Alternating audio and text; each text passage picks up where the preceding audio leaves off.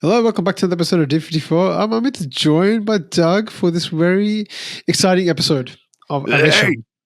Oh yeah. Yeah. Very excited. We're both kind of fired up. We had a little pre-show chat, and we're both just ready to get into this. Definitely. So this movie came out I think a couple of months ago, early on in this year, and I saw it in cinema. Yeah. This came out in 2024. So this came out a few months ago. So I think it just came out at OTT, maybe a month or two ago from when you've seen it now. But it came out earlier in the year, and it was basically one of the biggest blockbuster hits in the Malayalam film industry. I think ever. I think it's broken some box office records.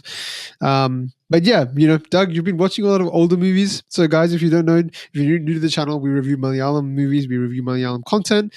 And one thing that Doug and I usually do is we do deep dives on older movies. So normally from like the 2000s or the 90s sometimes. We try to capture that sort of time.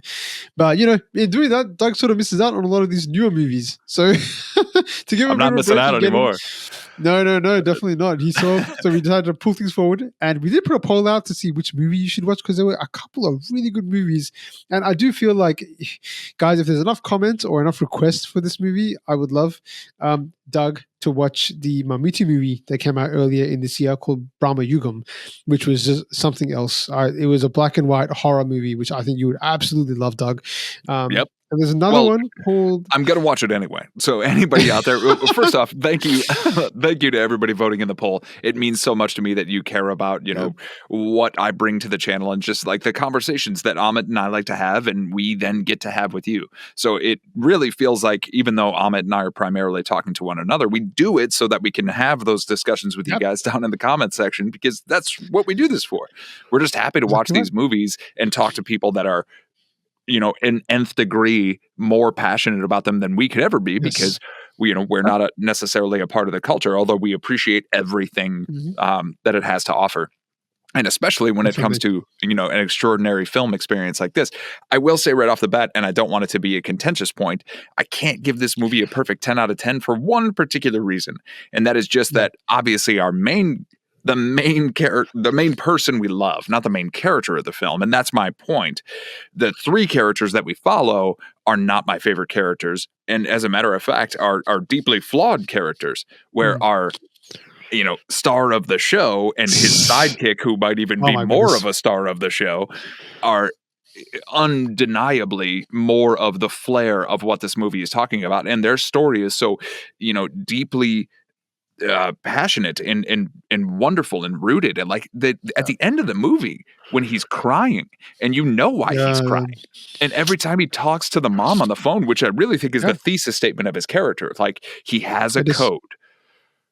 He had the relationship with his mother where he told her he wouldn't do any more violence. And of course, spoilers if you haven't watched the movie, but like something happens toward the end where he has to flirt with a line with whether or not he's going to keep that code. And the way that he talks to Bibby's mother on the telephone is like some of the most beautiful character work for a morally gray character that I've seen, bar none.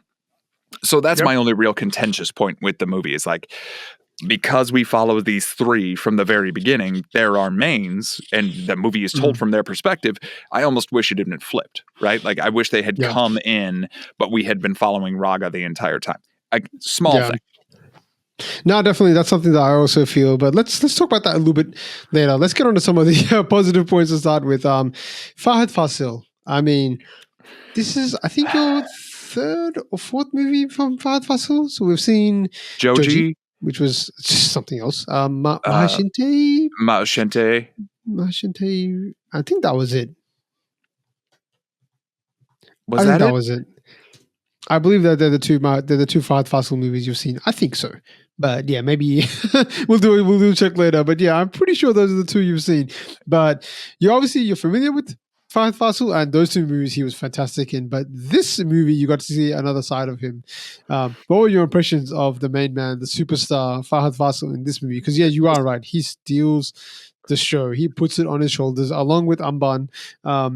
These two just carry this movie, and it is such a joy to watch. Like this is a Fahadh Faasil vehicle. This really is.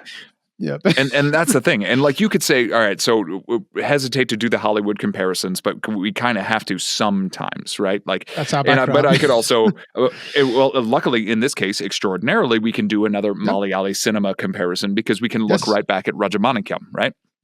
So the difference between that movie and this movie felt a lot like when I was watching recently, I watched Dazed and Confused, and how it's just kind of a wonderful character study of a town and the people in it. And I love that movie. I adore that movie so much. And I was worried that it wouldn't hold up the same way that it did when I was watching it when I was a teenager, and blissfully it did. I see it from a different lens now, but it really did. And then you watch something a little bit more recent and you realize like, oh man, we kind of, sometimes characters are allowed to shine, but a lot of times things are going to be made, concessions are going to be made for, let's say, an action set piece or, a thesis statement, or, Hollywood loves a franchise and we're going to make a sequel out of this. And there needs to be something left up to the imagination. Yeah. And in two eras where two movies don't need a sequel whatsoever, Rajamanikam and now with Aavesham, like it was just a really extraordinary refresh. Like clearly there's inspiration from that character. And like we had discussed before the show was even on, he fully said like there was inspiration. Now that was light, mostly just how they carried themselves, some of the background, sunglasses, because the two characters are extraordinarily different. And the way that he plays this character versus the way that Mammootty played Rajamanikam is like extraordinarily different, worlds apart. Yeah. But to see those two films as recently as I have, I was just flabbergasted by how like energetic and youthful and wonderful the music was in this movie, and how like the cinematography is just absolutely crackling with the nightlife and how everything is looking at the college, and like all of that though sings because this one character that we are so engaged by is given the room that is necessary to live and breathe. And I've met people like this in my life. These people that are just like, they suck you in like a magnet and you become a part of their world. And even if it's your fault that you got involved and you had the opportunity to get out whenever you wanted right at the beginning there, because he did, we have a whole set piece in the end of the film where he's like, I told you to go. I told you to get out and you didn't do it. Like that is where this character really sung for me. So even though he's extraordinary in a fight, hilarious when he wants to be, funny with the dancing, the social media stuff, enigmatic and cheesy, and like standing next to people in a fight, like hit that part, and like and the film does that really smart thing where it lets you believe for roughly, I want to say 20 to 30 minutes that he may not be the person. There are the times where our three mains are questioning, like, is this guy really? Because Amban is the one we see carrying the weight of all of the physicality, right? And just delivering an extraordinary performance, like, oh my goodness, may even equal. Correct. This movie still works absolutely fantastically with just, Fahadh Faasil being who he is. But because we have Amban as well, it just elevated it to a whole nother stratosphere. And their relationship is just so funny. Like his loyalty at the end when he's crying, like, that part was, come on, boss. Like, just absolutely lovely. And and again, that is my only real contention with the movie, is that I love these two characters so much. I wish the movie had a little bit more foresight to say, like, if we just flip a little bit of the perspective, then these three characters can flit in and out, and they can still inform a part of the story, but they don't need to be our leads. We could have absolutely followed somebody else in the gang, Raga himself, or maybe even Amban. Like, there was a different perspective that could have been explored. Definitely. All that set aside, Fahadh Faasil was firing on all cylinders. And we talked briefly before the show, like, it's almost as if the best character actor you've ever seen all of a sudden became a megastar. Correct. Right? Like, we discussed Nicolas Cage, we discussed Matthew McConaughey, we discussed Timothy Olyphant, like these people who can inhabit any character and you believe it whole cloth. In each of the three films that we talked about that I have seen him in, he is an extraordinarily different person. Yeah. And I believe it. There's not a second of me that thinks like, no, wait a minute, that was that guy from Machete. Like, that was that kind of Weasley guy. That was a redder. You know, like, that wasn't that guy. No. This is, and like, you tremble. You tremble. Correct. No, you do. He has some pretty impactful moments. And yeah, on Unbound, like, I gotta just share something because like this guy has definitely become like a cult character, I would say. And there's a place near my house which is a Kerala, like, I guess grocery store. So they keep a lot of, but it also has food as well. But what they've done is, I didn't actually know that this was happening because I was a bit confused because I couldn't tell what it was at the start because it said Unbound Special. And I didn't know if Unbound was something that I didn't understand at that point, but now putting it together and looking at it a bit more carefully, I can definitely say that it's based on him. So you can see that there. That is extraordinary. Shout out to Bobesh. I'm pretty sure you don't know about this channel, but yeah, no, there is zero denying who that is. Correct. I only wish they had the leather jacket and maybe a couple slashes across the back. Yeah, that'd be hilarious. And there's another one which is also just as good. We got this one here. This iconic scene. Oh yes, with them shooting the ground nonstop. There were many moments in the movie prior to that one where like I chuckled a little bit. You know, it wasn't laugh out loud funny. You know, it wasn't necessarily, and it wasn't going for that. You know, it was definitely telling you like there are stakes and there's stuff happening to these characters, and there's stuff that was always going to make you chuckle a little bit, like the lead senior, and his hair and like his size diminutive compared to the rest of the people in there. But that scene, and I think like they were going for a bigger thesis statement there because Raga never uses any sort of violence until we get to that penultimate act of the movie. And but like that was he is so against it that he doesn't even remember where he put his gun. And and the smart thing about that is that it allows, again, for our three main characters to kind of ruminate on like, wait, is this guy who he says he is? Because these stories are so outlandish, right? Like he killed all these people with a knife. He killed his brother. Like he jumped over all these people's shoulders, which, again, spoilers, all really happened. Yep. But because we have this like little seed of doubt, this grain of sand of doubt, and it's allowed to kind of form into a pearl, again, not for very long. But when we finally see that scene and that gun just keeps going off and he's like, stop it! Stop it! Like the gun got stuck, man. Definitely. Oh, I was dying. It's definitely not a comedy until we get the introduction of Ranga and Amban, basically. Then it decided to really build up. There's even like this small scene I remember which cracked me up. I think Amban says something. He's wearing a shirt with Raga on it. And he says, like, have you seen Ranga dance? And they said no. And he gets on top and he's just like moving his body. Just starts moving his body. Yeah. Which is like a real classic thing. Here in America, we had the show Pete and Pete on Nickelodeon, which maybe bled into Australia, maybe bled into, to various parts of India. But like that was the whole thing, was like you would just make a tattoo of a mermaid dance by just like flexing your muscles, Got it. But yeah, there's some pretty funny scenes. So the comedy was pretty, I would say after they get involved, it gets pretty relentless, but it does have its moments, which I really liked. It's like, this is a serious moment, so we're not going to undercut it. Like the conversations he has with, I think it's Bibi's mum. Oh, those each time were tender. Yeah. Like, oh my God. Each time. Like, it's so tender. He transforms, and that's the thing with Fahadh Faasil. He can transform so quickly. I think and that's the thing we talked about him being a character actor. It's because he feels like he can embody so many different people at the same time. He can switch so quickly into something else. So we see him being this hardcore ruthless gangster, and then all of a sudden he gets a call, and he's turned into somebody else completely. His flashback scenes are he's someone else completely there. He's like almost like a hitman in those ones. He barely talks. He doesn't have a funny side at all. But then when he's like the mob boss, he's like just playing along for the fun of it. Like he's getting overexcited about things. He's like, getting interactive with his body. He's just such a diverse actor, and they really made him shine in this. Like they said, do everything. So yeah, you could tell he must have had the time of his life in this movie. 100%. Like that. So much fun. And you knew that they knew they were cooking with it, right? Because we get that amazing end credit sequence, that awesome animated, like I would buy that graphic novel today. If they made the Raga graphic novel, I would buy it today and I would proudly display it on my shelf. And when you're talking about the way that he acts, I guess it's an unavoidable part of the conversation because we so frequently talk about how many other wonderful performers there are, but there are the other two big names or two big M's, right? Like our Mammootty and our Mohanlal. And I think what what sets Fahadh apart is largely just, what he's playing with.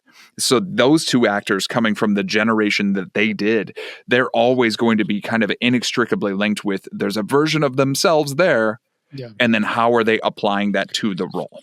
And this is just a broad generalization, right? Like, so I'm not saying any one of these people is better than the other. I would never say that. It's just that those two actors are going to act as though they're from that generation. So there's always going to be a version of themselves that's going to shine through.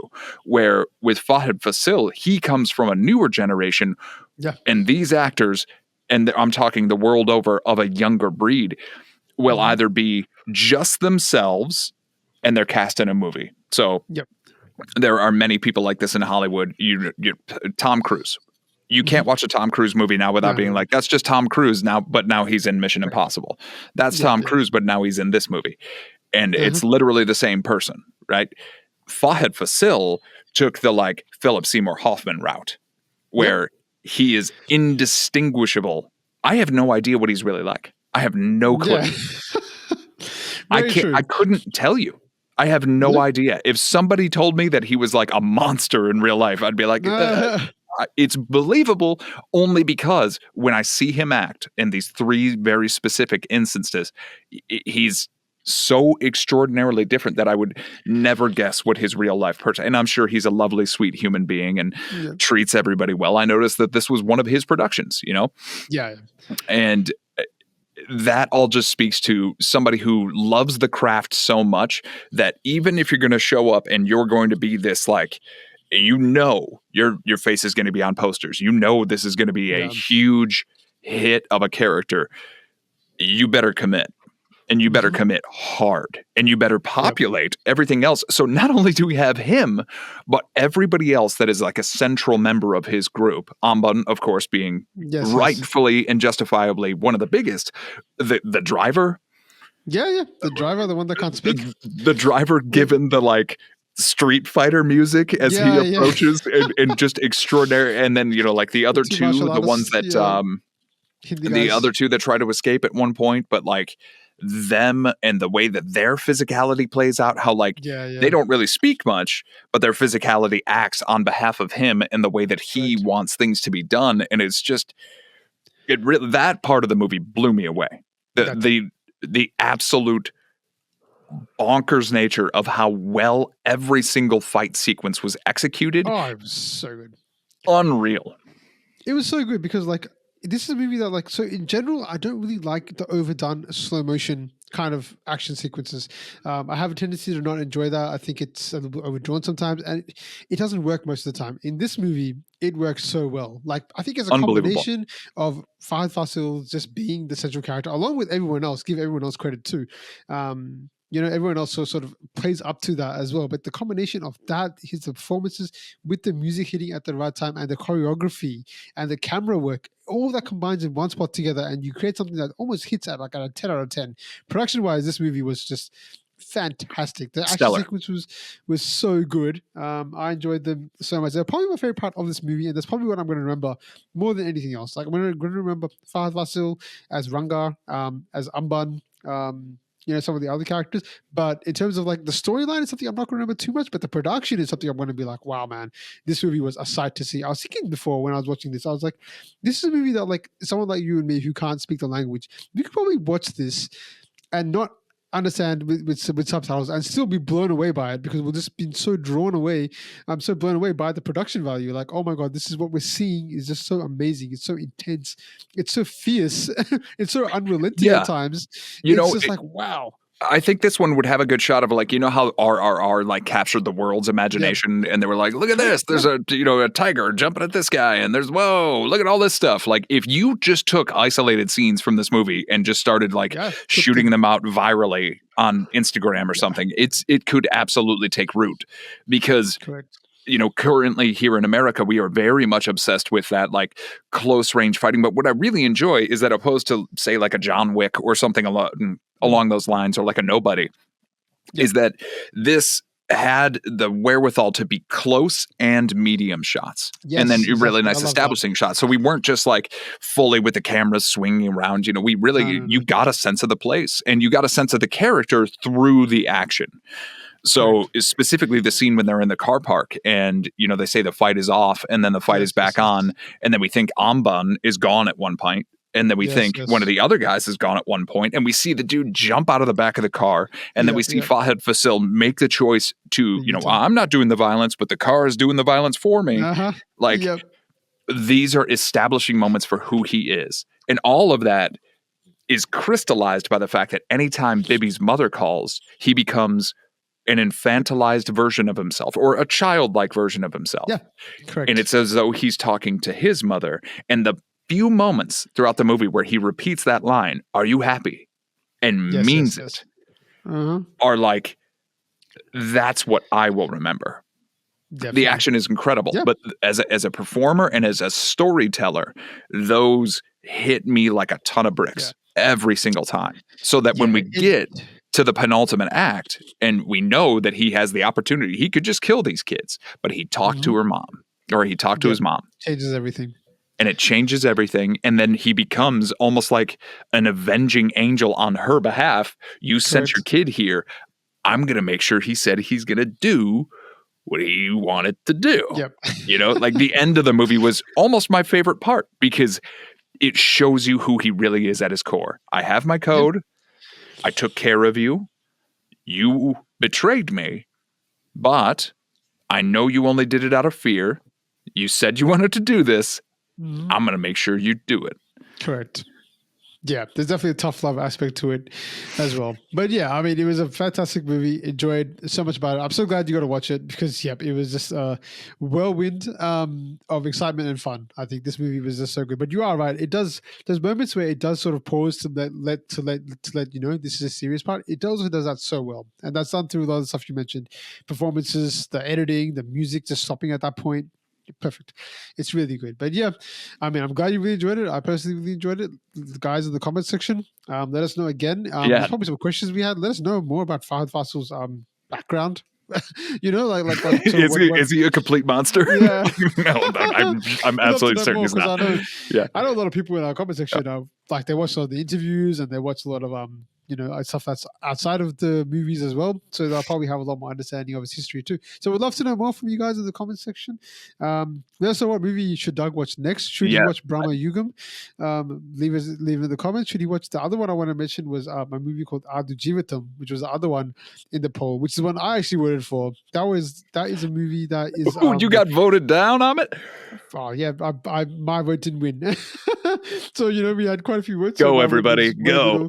Yeah. But that movie, I mean, Aavesham won by a landslide. Like he won by so much. But Adu Jivatam, and I can tell why.